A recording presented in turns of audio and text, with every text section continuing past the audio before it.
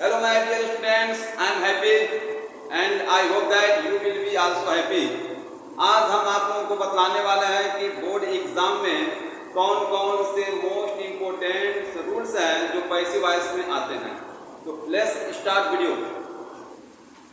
पहले सब यहाँ पे नोट कर देते हैं ताकि वीडियो लॉन्ग नहीं होगा। देखिए लिख दिया गया है some important rules of passive voice. यदि एक्टिव वॉइस में नो तथा ओब्लाइज आए तो पैसिव वॉइस में चेंज करते समय बाई के स्थान पर टू का प्रयोग करते हैं। एग्जाम्पल देखिए, I know you very well, इसको खूब अच्छे से आप समझ लेंगे। I know you very well, मैं तुम्हें अच्छी तरह जानता हूँ।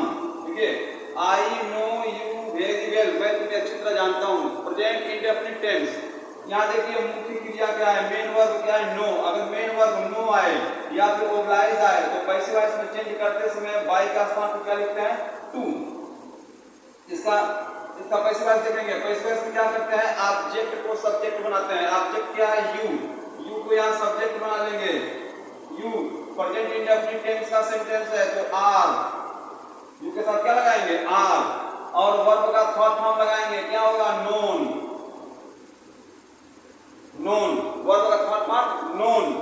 और यहाँ पे जो लिखते हैं बाई लगा के जो ऑब्जेक्ट लिखते हैं तो यहाँ पे बाई का स्थान पर क्या लिखेंगे, टू। ये आई है, इसका ऑब्जेक्टिव फॉर्म क्या होगा, मी। अब ये बच गया very well.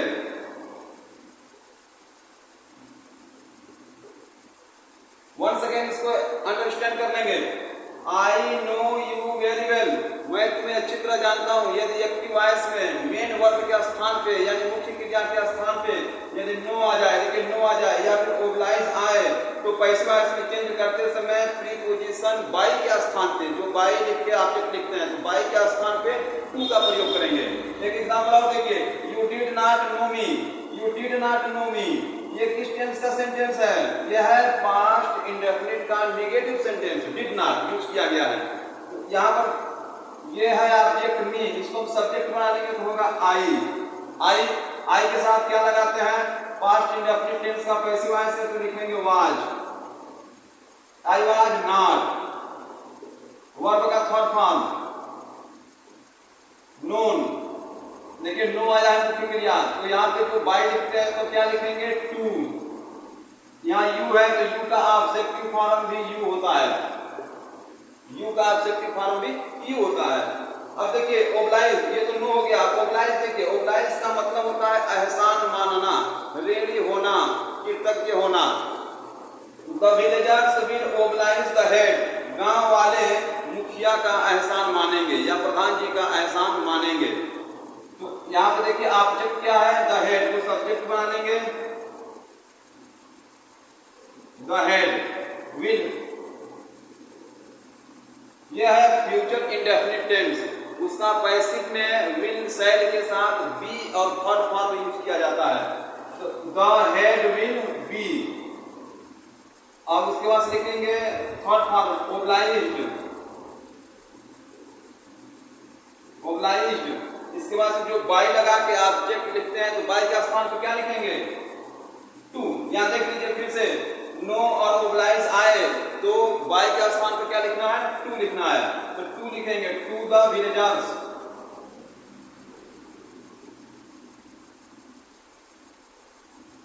To the villagers. Next to देखेंगे क्या है, एक एग्जांपल और देख लेंगे। I shall oblige you most for your kindness, जब आप एप्लीकेशन लिखते हैं, जब आप एप्लीकेशन लिखते हैं तो उसमें लास्ट में ये लिखा जाता है तो इसका पैसिव वॉइस देखिए क्या होगा। इसमें हम ऑब्जेक्ट ढूंढेंगे, ऑब्जेक्ट क्या है, यू। ऑब्जेक्ट यू है, यू को हम सब्जेक्ट बना लेंगे। पैसिव वॉइस में जब चेंज करेंगे तो यू के साथ शैल नहीं लगाते हैं, यू के साथ विल लगाते हैं। You will be, passive voice change करेंगे तो विल आएगा, शैल आएगा तो उसके साथ बी लगाते हैं, बी ओब्लाइज्ड। ओब्लाइज्ड, जो यहाँ पे बाई लगा कर ऑब्जेक्ट लिखते हैं तो बाई का स्थान पे क्या लिखेंगे, टू। टू लिख के तब लिखेंगे आई को इधर ले जाएंगे तो हो जाएगा me. Most for your kindness. Second rule देखेंगे क्या है, यदि एक्टिव वॉइस में कंटेंट तथा इंटरेस्ट आए तो पैसिव वॉइस में चेंज करते समय बाई के स्थान पर इन का प्रयोग करते हैं। देखिए, यदि एक्टिव वॉइस के सेंटेंस में मेन वर्ब के स्थान पे, मुख्य क्रिया के स्थान पे कंटेंट आए, इंटरेस्ट आए तो पैसिव वॉइस में चेंज करते समय प्रीपोजिशन बाई के स्थान पे इन का प्रयोग करते हैं। ऐसे एग्जांपल देखिए, this bag contains some books. Contain means होता है समा जाना, आ जाना, रहना, तो उसका अर्थ लिया जाता है। This bag contains some books. इस बैग में कुछ पुस्तकें हैं। प्रेजेंट इंडेफिनिट टेंस में इस बैग में कुछ पुस्तकें हैं। तो यहाँ पे लिखेंगे, ये जो ऑब्जेक्ट है इसको सब्जेक्ट बनाएंगे, some books. Present indefinite tense का यस लगा इसमें, सम हो जाएगा some books are. Passive voice में चेंज करेंगे तो आर, और वर्ब का थर्ड फॉर्म लिखेंगे कंटेंट। और यहाँ पे जो बाई लगा के ऑब्जेक्ट लिखते हैं तो बाई का स्थान पर क्या लिखेंगे, इन। ये दो वर्ब को याद रखेंगे, कंटेंट आए, इंटरेस्ट आए तो बाई का स्थान पर क्या लिखेंगे, इन का प्रयोग करेंगे। In this bag, in this, in this bag. और देखेंगे, the case is interesting the lawyer. Case, case वकील के लिए रुचिकर है, इसका ये अर्थ होगा। तो इसमें इसका जब पैसिव वॉइस में चेंज करेंगे तो ऑब्जेक्ट को सब्जेक्ट बनाएंगे। ऑब्जेक्ट क्या है, द लायर। द लायर ये प्रेजेंट कंटीन्यूअस टेंस है, तो इज एम आर के बाद से बिंग लगाते हैं, BEING बिंग, तब वर्ब का थर्ड फॉर्म यूज करते हैं। तो लिखेंगे इज बिंग, बिंग इंटरेस्टेड। अब जो बाय लगा के ऑब्जेक्ट लिखते हैं तो आप क्या लिखेंगे, in the case, in the case. ये हो जाएगा इसका पैसिव वॉइस। तो मैं समझता हूं कि आप लोग यह रूल अच्छे से एकदम समझ गए होंगे। यदि एक्टिव वॉइस में नो आए, ओब्लाइज आए तो पैसिव वॉइस में चेंज करते समय प्रीपोजिशन बाई के स्थान पे टू लिखते हैं। यदि एक्टिव वॉइस में इंटरेस्ट आ जाए या कंटेंट आए तो पैसिव वॉइस में चेंज करते समय प्रीपोजिशन बाई के स्थान पे इन का प्रयोग करते हैं। ऊपर लिखा गया है व्हाट आर यू डूइंग, तुम क्या कर रहे हो। देखिए, प्रेजेंट कंटीन्यूअस टेंस का ये सेंटेंस है, इंट्रोगेटिव का सेंटेंस है। इसको पैसिव वॉइस में चेंज करना है। हम साल में देखे थे, आया था, तो सोचे कि आप लोग बता दें, ये कंफ्यूजन वाला सेंटेंस है। इसमें देखिए ऑब्जेक्ट क्या है, ऑब्जेक्ट आप इसमें सर्च करेंगे तो आप सोचेंगे कि इसमें कुछ ऑब्जेक्ट ही नहीं है, लेकिन ऑब्जेक्ट है। इसका अर्थ निकालेंगे हिंदी में, तुम क्या कर रहे हो, तुम क्या कर रहे हो। जो ये क्या शब्द है यही ऑब्जेक्ट है, इसी को सब्जेक्ट बना लेंगे। और इसका जब पैसिव वॉइस बनाएंगे तो जो ये व्हाट है यही इसका सब्जेक्ट का काम करेगा, और लिखेंगे व्हाट। व्हाट के बाद से अब ये व्हाट जो है सब्जेक्ट बन के आया है, तो इसके अनुसार इज लगाएंगे। व्हाट इज बीइंग, क्योंकि कंटीन्यूअस का है तो पैसिव वॉइस में बीइंग लगाते हैं। What is being done, done by you. Last में क्वेश्चन मार्क लगा देंगे, बाय यू लास्ट में क्वेश्चन मार्क है। अब इस रूल को समझेंगे। एक्टिव वॉइस में मेन वर्ब के साथ कोई प्रीपोजिशन आए तो पैसिव वॉइस में चेंज करते समय वह मेन वर्ब के साथ रहता है। जैसे कोई प्रीपोजिशन आ जाए, जैसे एट है, बाई है, आप है, इन है, ओड वाले आप है, विथ है, टू है, ये जो प्रीपोजिशन है अगर वर्ब के साथ आ जाता है तो पैसिव वॉइस में चेंज करते समय यह मुख्य क्रिया के साथ ही बना रहेगा। इसको रिमूव नहीं करेंगे, इसको हटाएंगे नहीं। जैसे एग्जांपल में देखिए, यहाँ पे कुछ प्रीपोजिशन के एग्जांपल्स दिए गए हैं। इसका पैसिव वॉइस देखिए कैसे बनेगा। She laughed at me, she laughed at me, वह मुझ पर हंसी। At me, she laughed at me, वह मुझ पर हंसी। किस टेंस का है, पास्ट इंडेफिनिट टेंस का है। इसको जब पैसिव वॉइस में चेंज करेंगे, देखिए मी ऑब्जेक्ट, इसको हम सब्जेक्ट बना लेंगे आई, और आई के साथ पास्ट टेंस में क्या लिखते हैं, पैसिव वॉइस में वाज। लाफ्ड, यहाँ लाफ्ड का थर्ड फॉर्म यही होगा, तो लिख देंगे लाफ्ड।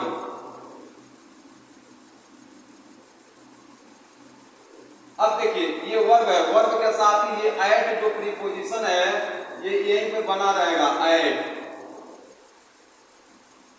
ये एट जो प्रीपोजिशन है ये अपने ही स्थान पे बना रहेगा वर्ब के साथ। और अब यहाँ लिखेंगे बाई, सी का यहाँ पे होगा हर,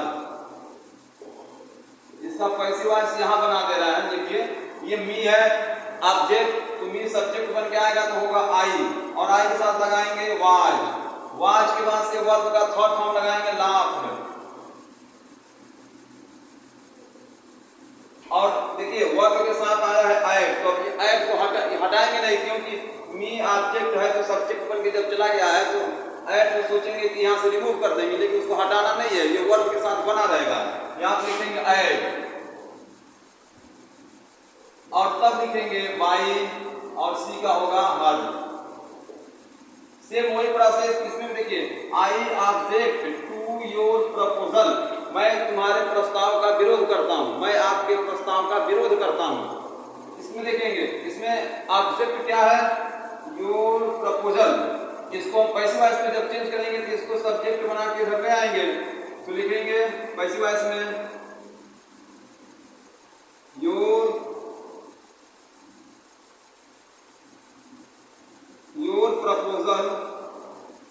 प्रपोजल ऑब्जेक्ट। देखिए इससे मालूम चल रहा है कि यह प्रेजेंट इंडेफिनिट टेंस में है, तो इसके साथ इज लगाएंगे, इज वर्ब का थर्ड फॉर्म ऑब्जेक्टेड, ऑब्जेक्टेड। अब इसके साथ देखिए ऑब्जेक्ट वर्ब है, इसके साथ देखिए टू प्रीपोजिशन आया है, तो पैसिव वॉइस में चेंज करते समय इसको हटाएंगे नहीं, ये अपने स्थान पे बना रहेगा, यानी वर्ब के साथ ही बना रहेगा। यहाँ पे लिखेंगे टू, और तब लिखेंगे बाई, यहाँ पे सब्जेक्ट आई है तो यहाँ पे ऑब्जेक्ट बन के जाएगा तो होगा बाई मी। नेक्स्ट एग्जांपल देखेंगे, और car rain over a child, एक कार बच्चे के ऊपर से चला गया, बच्चे के ऊपर से दौड़ गया, यानी बच्चे के ऊपर से चला गया। यहाँ देखेंगे ओवर जो शब्द आया है यह क्या है, प्रीपोजिशन है, ये वर्ब के साथ आया है, रैन के साथ आया है। ये चाइल्ड है, ये ऑब्जेक्ट, इसको सब्जेक्ट बना लेंगे पैसिव वॉइस में, और चाइल्ड रैन ये वर्ब का सेकेंड फॉर्म है, इससे ये मालूम चलेगा कि ये पास्ट इंडेफिनिट का है, और चाइल्ड तो पास्ट इंडेफिनिट में वाज लगा लेंगे, वाज, और वर्ब का थर्ड फॉर्म रन, रन रैन रन, थर्ड फॉर्म भी रन होगा। और ये जो ओवर शब्द है ये प्रीपोजिशन है, वर्ब के साथ ही बना रहेगा। और अब बाई लगाएंगे और कार लिखेंगे, बाई और कार। फिर से समझ लीजिए, यदि प्रीपोजिशन वर्ब के साथ है तो पैसिव वॉइस में भी वर्ब के साथ ही बना रहेगा। नेक्स्ट देखेंगे, the people have listened to the prime minister, लोग प्रधानमंत्री जी के भाषण को सुन चुके हैं, या लोग प्रधानमंत्री जी की बातों को सुन चुके हैं। इसका जब पैसिव वॉइस बनाएंगे तो इसमें ऑब्जेक्ट द प्राइम मिनिस्टर को ऑब्जेक्ट बनाएंगे, इसको सब्जेक्ट बना लेंगे,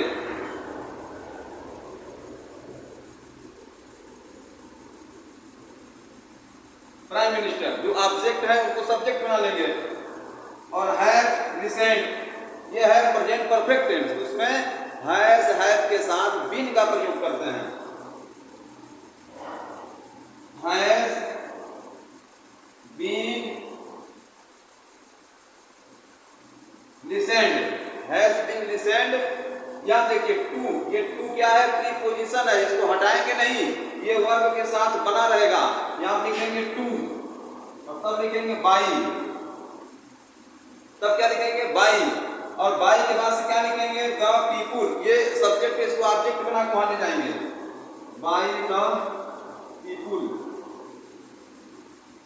बाई द पीपुल। नेक्स्ट देखेंगे, ही स्विच्ड ऑफ द लाइट्स, उसने बत्ती बुझा दी, बत्तियों को बुझा दी। आप कोड में आप क्या है, प्रीपोजिशन है, वर्ब के साथ है, तो पैसिव वॉइस में भी वर्ब के साथ रहेगा, पास्ट इंडेफिनिट टेंस है, इसका पैसिव वॉइस बनाएंगे द लाइट्स,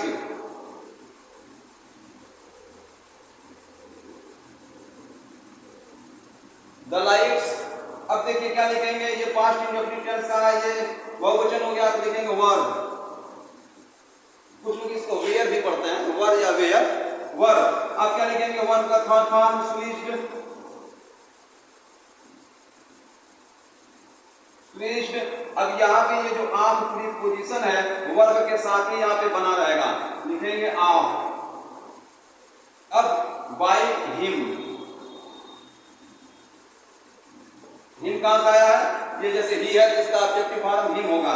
एक और एग्जांपल देखेंगे, I can not think of your case, मैं तुम्हारे केस के बारे में नहीं सोच सकता, इसका पैसिव यहां बना दे रहे हैं, मैं तुम्हारे केस के बारे में नहीं सोच सकता, इसका पैसिव यहां बना दे रहे हैं। देखिए इसमें क्या है, ऑब्जेक्ट क्या है, योर केस, यहां लिख देंगे